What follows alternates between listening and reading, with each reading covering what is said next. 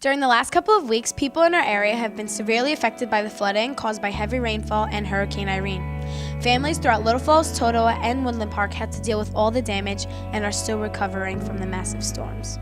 I live by PV, which is right next to the Peckman River, and when it overflowed, a lot of houses were damaged.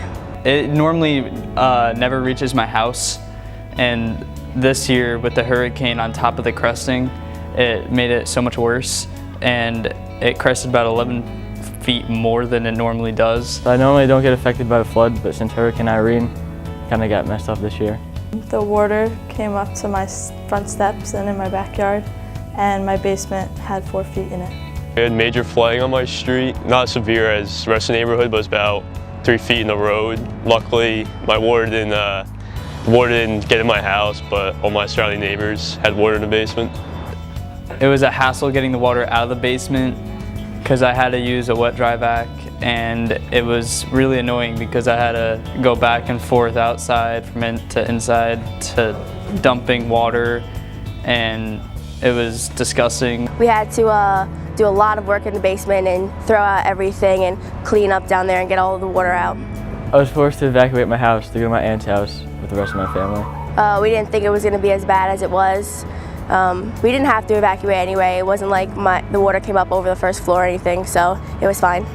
There's no need. The water didn't really affect me. It was just an inconvenience not being able to leave my street. Those impacted by the flood received support from their community to help with the cleanup. Me and my family tried helping all my neighbors get their water out of the basement, and just trying to bring supplies and shop vacs trying to get the water out. Who helped me was my aunt and Red Cross giving me food and the firemen.